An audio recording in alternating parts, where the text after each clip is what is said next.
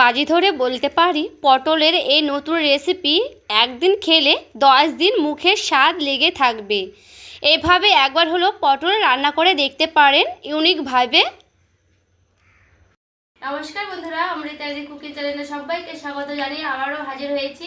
তো যে সকল বন্ধুরা ইউটিউব চ্যানেল থেকে দেখছেন তারা প্লিজ চ্যানেলটাকে সাবস্ক্রাইব করে আমার পাশে থাকবেন, আর যারা ফেসবুক থেকে দেখছেন তারা পেজটাকে ফলো করে রাখবেন। স্কিপ না করে পুরো রেসিপিটি দেখার অনুরোধ রইল। তো চলুন রেসিপিটি শেয়ার করা যাক। এখানে দেখুন বন্ধুরা, নিয়ে নিয়েছি পটল। তো এই পটলগুলো কিন্তু আমি 5টা মতো নিয়েছি। এই 5টা পটলে কিন্তু হয়ে যাবে। তো এখানে পটলটাকে আমি খুব সুন্দর করে কিন্তু ধুয়ে নিয়েছি। তো এখানে দেখুন একটা আমি পটল নিয়েছি। তো পটলের এই মুখ দু সাইজটা কেটে নিলাম। এরপরে দেখুন পটলগুলোকে এইভাবে হালকা করে চেষে নিতে হবে। তো এইভাবে কিন্তু করে নিলে বেশি ভালো হবে। তো দেখুন এইভাবে কিন্তু পটলগুলোকে হালকা করে খোসাটা ছাড়িয়ে নিচ্ছি।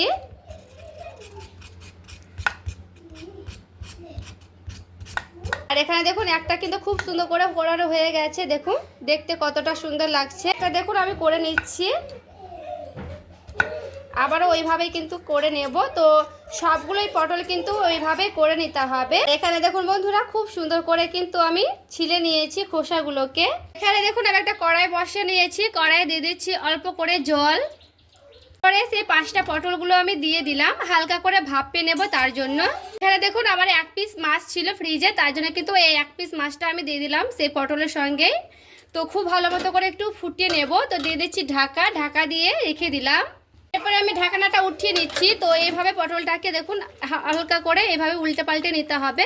পটলটাকে দেখতে হবে বেশি যেন সেদ্ধ না হয়ে যায়। আর মাছটা কিন্তু আমি একটু ভালো মতো করে সেদ্ধ করে নেব।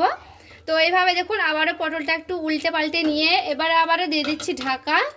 এরপরে আবার দেখুন ঢাকনাটা উঠিয়ে নিয়েছি। তো যেহেতু আমি পটলটা বেশি সেদ্ধ করব না, মানে পুরো 1 মিনিটের মতো কিন্তু সেদ্ধ করে নিয়েছি। এরপরে পটলটাকে আমি এভাবে জল ঝেড়ে ঝেড়ে উঠিয়ে নিচ্ছি। আর মাছটা আমি প্রায় 2 মিনিটের মতো একটু ভাপিয়ে নেব, মানে সেদ্ধ করে নেব। তার জন্য আবারও দিয়ে দিচ্ছি ঢাকা। এরপর আমি গ্যাসের আঁচ বন্ধ করে দেব, তারপরে রেখে দিচ্ছি। আর এখানে দেখুন বন্ধুরা সেই পটলটা হালকা করে ভাপিয়ে নিয়ে কিন্তু ঠান্ডা করে নিয়ে চলে এসেছি। ঠান্ডাও কিন্তু করে নিতে হবে খুব সুন্দর করে। এরপরে সে ভেতর থেকে পুরগুলোকে বের করে নিতে হবে। তো দেখুন খুব সুন্দর করে কিন্তু আমি বের করে নিচ্ছি, যেন ফেটে না যায় পটলগুলো। ফেটে গেলে অতটা ভালো লাগবে না দেখতে, তার জন্য। তো দেখুন এইভাবে কিন্তু আমি এই যে দেখুন করে নিচ্ছি। তো খুব সুন্দর করে ভেতর থেকে পুরগুলোকে বের করে নিচ্ছি। আর হালকা করে ভাপানোর কারণ হচ্ছে এইভাবে মানে ভেতরের বিচিগুলো বের হয়ে যাবে, তার জন্য কিন্তু একটু ভাপিয়ে নিয়েছি। তো দেখুন এইভাবে কিন্তু বের করে নিতে হয়, বের হয়ে যাচ্ছে খুব ভালো মতো করে। আর এই যে দেখুন বন্ধুরা পুরোপুরিভাবে কিন্তু ভেতরে বিচিগুলো বের করে নিয়েছি। আর দেখুন সবগুলো কিন্তু খুব ভালো মতো করে বিচিগুলো বের করানো হয়ে গেছে। এখানে দেখুন সে সেদ্ধ করা মাছটাকে আমি নিয়ে চলে এসেছি আর ঠান্ডাও করে নিয়েছি। এরপরে এই মাছ থেকে কাঁটাগুলো বের করে নিতে হবে। তো দেখুন এইভাবে কিন্তু বের করে নিচ্ছি। এটা কিন্তু পেটির মাছ, তার জন্য কিন্তু অত বেশি কাঁটা থাকবে না, তবুও কিন্তু খুব ভালো মতো করে কাঁটাগুলোকে বেছে নিতে হবে। তো দেখুন এইভাবে কিন্তু আমি বেছে নিচ্ছি। এই যে দেখুন সবগুলো কিন্তু কাঁটা বাছানো হয়ে গেছে। এখানে দেখুন আমি আগে থেকে পেঁয়াজগুলো কেটে নিয়েছি। আর এখানে আমি একটা আলু সেদ্ধ করে নিয়েছিলাম। তো এখানে আমি একটা আলু কিন্তু দিয়েছি, সেদ্ধ আলু। তো এই আলুটাকে কিন্তু আমার খুব ভালো মতো করে দেখুন একটু ছোটো ছোটো করে পিস করে নিচ্ছি। এই যে ছুরি দিয়ে এইভাবে কিন্তু থালাতে পিস করে নিলাম। তো একটু ছোটো ছোটো করে পিস করে নিতে হবে এইটাকে। মানে কড়াইটা পরিষ্কার করে নিয়ে চলে এসেছি। কড়াই দিয়ে দিচ্ছি অল্প করে তেল। পরে সে কেটে রাখা পেঁয়াজগুলো দিয়ে দিতে হবে। পেঁয়াজটাকে আমি খুব সুন্দর লাল লাল করে কিন্তু ভেজে নেব। পেঁয়াজটা একেবারে কিন্তু লাল লাল করে ভেজে নিতে হবে। পরে সে পটলের বিচিগুলো আমি দিয়ে দিচ্ছি। পটলের বিচিটা দিয়েও একটু ভালো মতো করে ভেজে নেব। এখানে সে মাছগুলো, যে মাছটা আমি সেদ্ধ করে নিয়েছিলাম, কাঁটাটা বেছে নিয়েছি মাছগুলো, এরপরে আমি দিয়ে দিলাম। তো মাছটার সঙ্গে একসঙ্গে এগুলোকে ভেজে নিতে হবে। দিয়ে দিতে হবে সেই আলু কাটাটা। একটু ভালো মতো করে নাড়াচাড়া করে নিতে হবে। যেহেতু এখানে আমি মাছটাকে সেদ্ধ করেছি, একটু মাছটাকে ভালো মতো করে ভেজে নিতে হবে। তো এইভাবে দেখুন খুন্তি দিয়ে ভালো মতো করে একটু এইভাবে আরও আলুগুলোকে ভেঙে ভেঙে দেব। এরপরে এখানে আমি দিয়ে দিচ্ছি স্বাদ মতো লবণ, এরপরে দিয়ে দিচ্ছি হলুদের গুঁড়া। লবণ আর হলুদের গুঁড়াটা খুব ভালো মতো করে একটু এইভাবে মিশিয়ে নিচ্ছি। দিয়ে দিচ্ছি অল্প করে চিনি, দিয়ে একটু নাড়াচাড়া করে নিচ্ছি। দিয়ে দিচ্ছি ভাজা মশলার গুঁড়া। এরপরে এখানে আমি খুব ভালো মতো করে আবার একটু নাড়াচাড়া করে নিচ্ছি। আর এখানে দেখুন একেবারে কিন্তু শুকনো শুকনো হয়ে গেছে। এখানে দেখতে হবে কাঁচা গন্ধটা যেন না থাকে, একেবারে কিন্তু খুব সুন্দর করে পুরগুলো রেডি করে নিতে হবে। এখানে পুরটা আমার রেডি করে নিয়েছি, তো আমি একটা থালাতে উঠিয়ে নিচ্ছি। এখানে দেখুন পুরটা আমার রেডি করে নিয়েছি, তো পুরটা আমি ঠান্ডা করে নেব। তো ঠান্ডা হতে হতে এখানে আমি একটা ব্যাটার রেডি করে নিচ্ছি। আমি কিন্তু বেসন নিয়েছি, তো বেসনটা আমি মাপ মতো নিয়ে নিয়েছি। এরপরে বেসনের ওপরে দিয়ে দিতে হবে অল্প করে লবণ, এরপরে দিয়ে দিচ্ছি হলুদের গুঁড়া সামান্য করে। এবার হলুদ আর লবণটাকে খুব সুন্দর করে শুকনো অবস্থায় এভাবে একটু মিশিয়ে নিচ্ছি। এরপরে অল্প অল্প করে দিব জল, আর এইভাবে হালকা করে দেখুন আবার অল্প অল্প করে জল দেব। আর এইভাবে কিন্তু আমি ব্যাটারটা করে নিচ্ছি। একসঙ্গে জল দিলে কিন্তু বেশি পাতলা হয়ে যাবে, আর বেশি পাতলা হলে কিন্তু ভালো লাগবে না। তার জন্য কিন্তু আমি অল্প অল্প করেই দিচ্ছি। তো এখানে আমার খুব সুন্দর করে দেখুন মানে ব্যাটারটাকে করে নিতে হবে।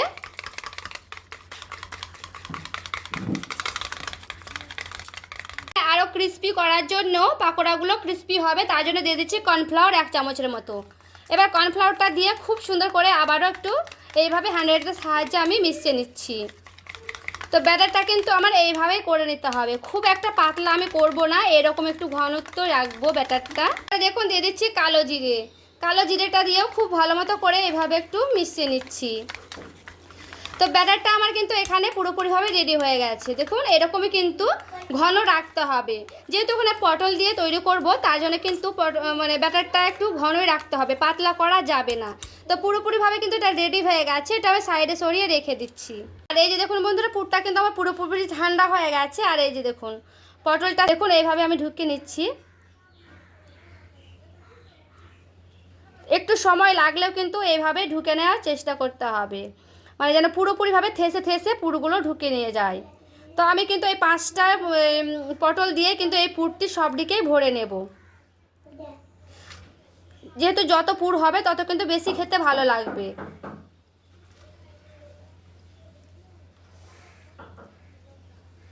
আর এই যে দেখুন বন্ধুরা পুরোপুরিভাবে কিন্তু পুরটা আমি দেখুন খুব সুন্দর করে থেসে থেসে ভরে নিলাম। পুরটা যত বেশি ভরবেন তত কিন্তু বেশি খেতে ভালো লাগবে। এই যে দেখুন একটা আমার রেডি হয়ে গেছে, আরও একটা আমি এইভাবে কিন্তু ভরে নেব। তো সবগুলোই পুরে কিন্তু এইভাবে পুরগুলো পটলের মধ্যে ভরে নিতে হবে। তারপরে আবারও ফিরে আসছি। কড়াইটা আবারও আমি পরিষ্কার করে নিয়ে চলে এসেছি। দিয়ে দিচ্ছি এখানে তেল, এটা আমি সাদা তেল দিচ্ছি।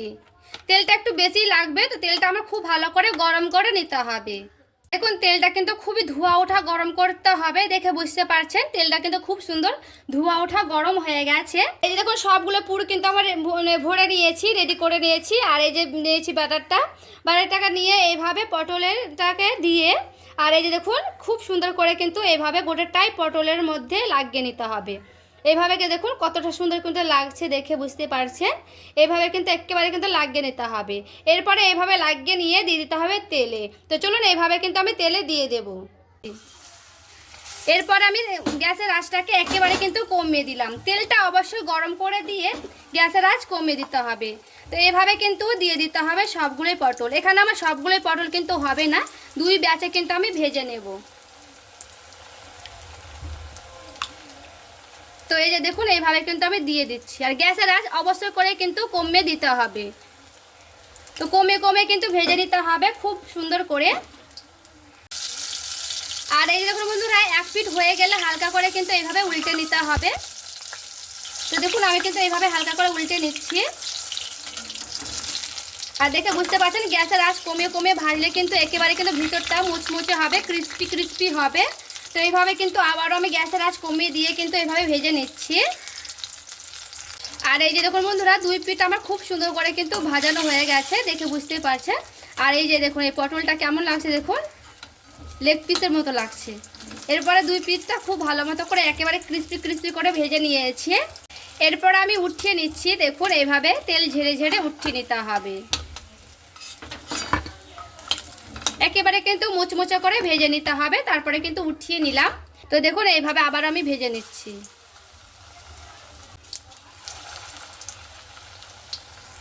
ভাবে কিন্তু গ্যাসের আঁচ কমিয়ে কমিয়ে ভালো মতো করে ভেজে নিতে হবে 2 পিঠ।